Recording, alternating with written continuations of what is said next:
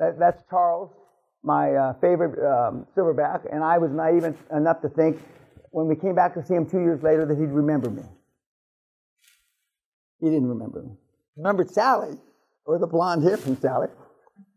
Now, that's not with a telephoto lens. I mean, I'm right on it. And they're so gentle. Unfortunately, it's really expensive now to go see silverback gorillas. We didn't go to Ghana, we went to Rwanda. But I mean, it's the day ticket is $750 per person. Plus, you got to get there and all this shit. They're not making it for the average person. They don't make it. And then I still do shit like this.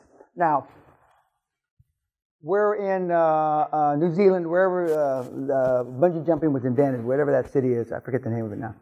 Queenstown. We're walking down the road. I had just torn my Achilles heel. I'm dragging my leg around, and I see these posters, bungee jumping, and I go, "Oh, honey, where's that?" And then Sally turns and goes, "On that mountain behind us." Fuck, I got to do that. Okay. Now, they give you a form that my age, with all the things that are wrong with me, I couldn't fill out honestly. I had to fudge a little. But I filled it out, and I was accepted. So the next morning, we're up there at 8 o'clock, and there's a queue of about 50, 60 guys. Guys, no gals. And there's wind gusting from 40 to 60 miles an hour. And all the oh man, when that fucking wind dies down, I'm going to jump that motherfucker. I wait about 20, 25 minutes. The guys are still, I'm going to jump when the wind dies down. I go up to the front of the line, I give the kid $100 and say, "I believe the wind's down below 20 now, don't you think?" "Absolutely, sir." And I jump. Now, I'm jumping because from the waist, not from the feet because of my artificial hip. It could yank it out. What I then found out from you, emailed me, from my website, that at my age, when you hit the bottom, it can bounce your cataracts out. Now, I'm glad I didn't read that before I went. Okay? So I go back, after I jump, I come back, and those kids are still in the line, going, "Hey, when that fucking wind dies, I'm going to jump that motherfucker." They're probably still in line.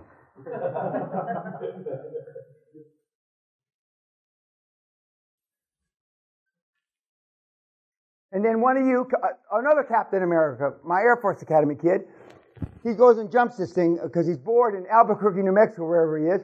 He goes and jumps the stratosphere in Vegas, 855 feet.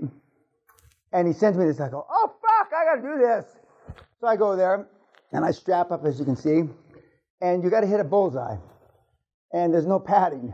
Now, the other pictures that we don't show are I didn't land on my feet properly. And Sally told me, "Don't you want to see how these kids land?" I go, "No, I don't want any negative shit. I just want to go up and jump." So I jumped, and I just had my 2 knees done. And it's not the right thing to do. So I didn't land 100% on each leg, so I landed bad. I cartwheeled, did a shoulder roll into the cement. We cut that part out, though. We don't see that. Into the cement, and it fucked my leg up. But it's healed now. It's healed back. But if I had looked at them landing and seen that people aren't all, you got to land like that, and I didn't land like that. But that's one less thing that I got to do. It's a little crazy. But most of the people, they got a bar up there, and they're drinking to get Dutch courage, as they used to call it. And I go, "What the fuck?" But these are young kids, I said, "Fuck, I'm not drinking." And I didn't even drink, I didn't even drink too much the night before. So if I have a hangover, I want to be absolutely 100%. But when you can get away with it when you're 25, 30, 35, and you still have your equilibrium, etc. But even though I was 100% concentrated, I still fucked up the landing. But that forevermore, that's not part of posterity because we cut those pictures out. We don't use that. And it's on YouTube, we cut that part out. of me landing on basically on my head is what I landed on. And these are things that are listed on the side, extreme things that I've done. You can go look them up. But and that's my pill room. I have one room just for pills. Pills. Those are the pills I take. So are those majority of them vitamins or slash Supplements? No. I take a pill for my thyroid because I have an underactive thyroid. That's the only prescribed, from a doctor. hypothyroid? Yeah. That's it. All the rest are my pills and potions that I've developed over 40 years. But I went to the Scripps Clinic in 1977 when biohacking, I guess it's called, first got hot, and I've been biohacking ever since. And when I went to Dave Asprey, he says, you take, and there's magnesium, and then there's a certain kind of magnesium, and there's this, and I take all the right shit. Now during the seminar, because I'm not here taking pills, during the seminar I slack off. I only take a few pills in the morning and a few pills before I go to sleep. But and I don't know if they work. I really don't. But I don't know anybody that's 73 years old that looks like me either. So. When did you start doing this? 1977. 41 years ago. And I started running ultramarathons and that type of thing about the same period. A little actually before I started. And the reason I went to Scripps, because Mickey Gorman, the world-class runner that was my running partner who won the 77 Boston Marathon, she said, you got to take better care of yourself. Now, she didn't drink, and I wasn't going to stop drinking. So maybe the alcohol is balanced out by the pills. I don't know. I don't want to give a shit. All I know is I'm 73, and everybody that I know that's my age looks like dog shit. Not everybody, but almost everybody. And I look like this. So, and by the end of the seminar, you'll be tired, and I won't. Because I'm knocking your chipping away at your, not chipping so much, slamming away at your emotional bank accounts. And as Tom said on the webinar earlier, the real high-profile lawyer that is a fan of mine, he's on two of my boards, he said, Dan says things that we don't, what did he say? Dare to think. Dare to think, which I've been accused of that before. Now, see, I can't die. This would be me. Now watch this. Now watch. Yep, watch. His wing falls off. There's no way he can live. If I was in that plane, I'd live.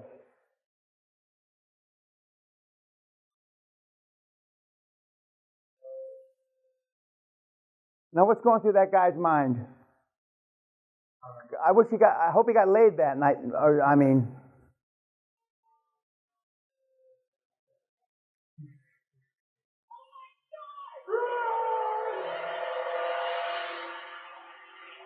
Now look at this. Fuck me. That guy wasn't ready to die. Wow.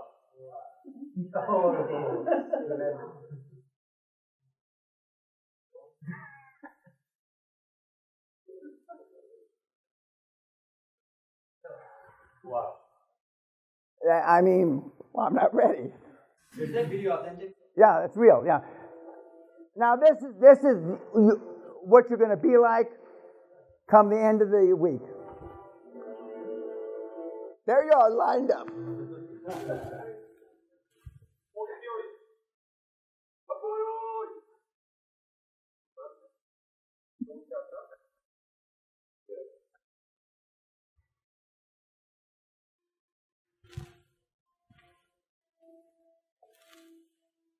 Watch this, you YouTube cunts.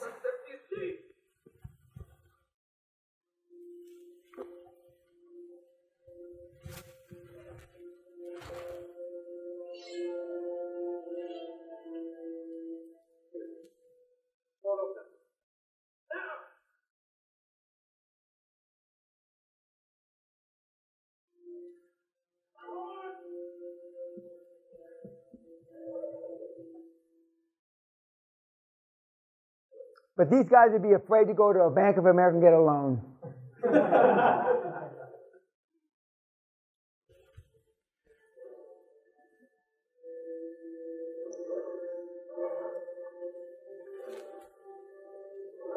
There you are, guys.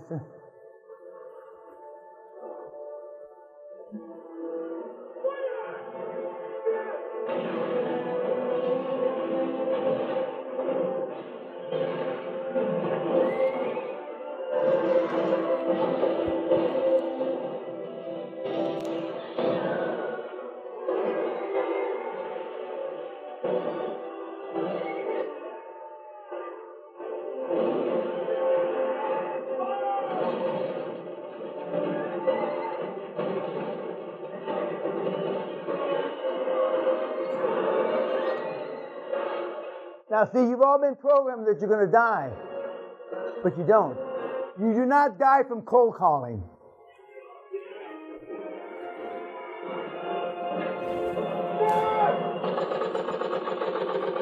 Those are the receptionists mowing you down. Those are the gatekeepers mowing you down.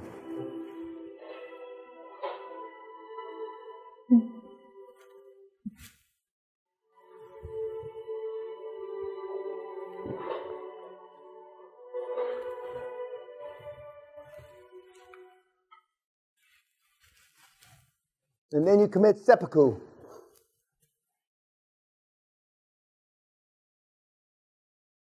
This is as you close your first deal.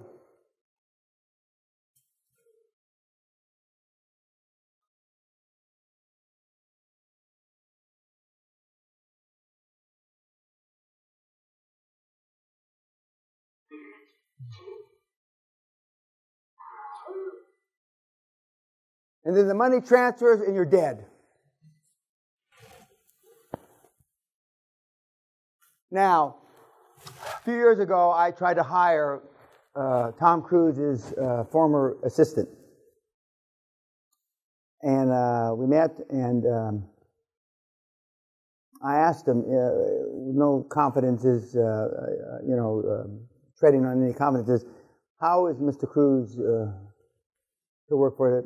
He says he gets up every morning as if he never made a movie. He never made $1. He never had any successes. He works like a dog, 365 days a year.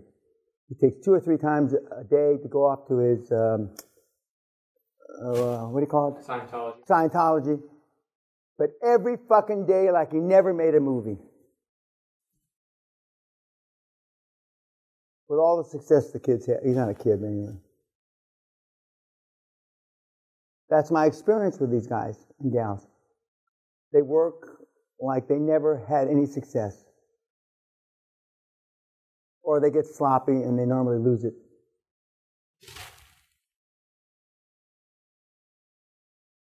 This is one of the guys that we're going to see his webinar. $180 million solar power plant selling to a state utility in Asia. Thank you very much. Could not have done it without you. But it took him 3.5 years. This is the fat guy? Oh, yeah. The fat guy, and he got a check, you'll see in the webinar, $31 million. Because I told him, take all your money out front.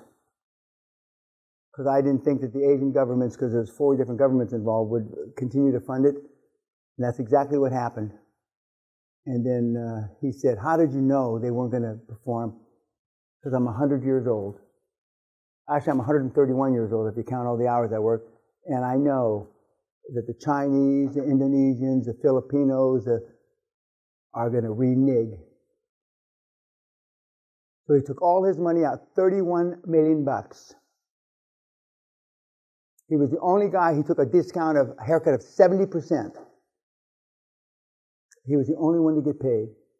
When I tell you, morons, take the fucking money and run like a thief in the night, you fucking take the fucking money and run like a thief in the night.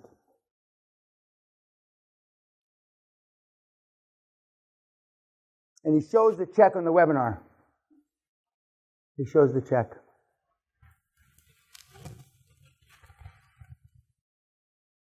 The difference between a victim and a victory is action. Most of you and most of the people on the YouTube have led quiet lives of desperation, and they've lived their lives as victims, just as your parents have.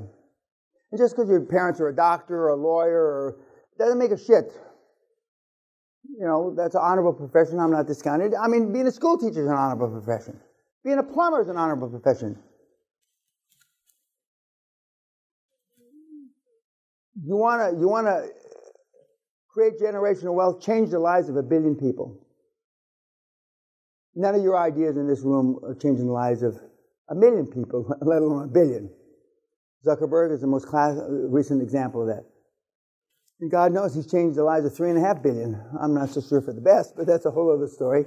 But I mean, if you're not first, you got to be different, your ideas. What's your unique selling proposition? What's your barrier to entry? All these things that, when I look at your deals, and I'm not even counting the deals these assholes on YouTube send me. Forget about that. But I mean, has anybody ever thought this shit through? And the courses and the podcasts and the web, doesn't anybody ever talk about barrier to entry? If you're not first, you got to be different. Does anybody talk about that? No. They want to get you on their affiliate program. Affiliates are brain dead.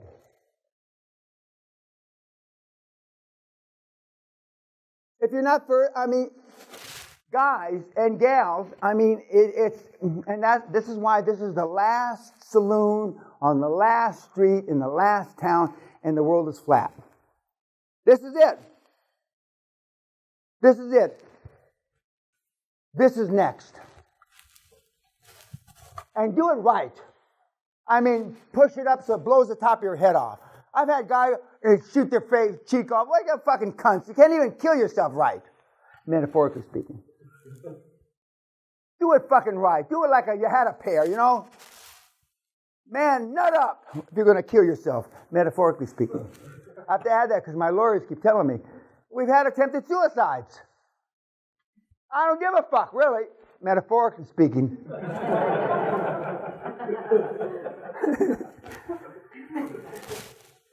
And if you kill yourself, we've had people shit their pants in the seminar room, piss their pants in the seminar room, pass out in the seminar room, and we don't stop the seminar. We just keep fucking rolling.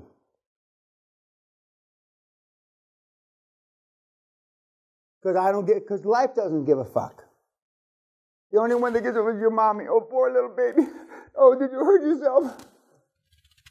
Instead of, you little whining bitch. Who's my 5 o'clock? 6 o'clock. Do I have a 7 o'clock today? No, just 2. Okay. Any questions on anything we've covered? Where do we eat today? Castle. Okay. No questions? Tonight you're going to see 2 movies. Or 3 movies. I don't mean movies, they're little snippets, whatever. Lion speech and Steve Jobs. Okay, Steve Jobs. Oh, that reminds me. Thank you.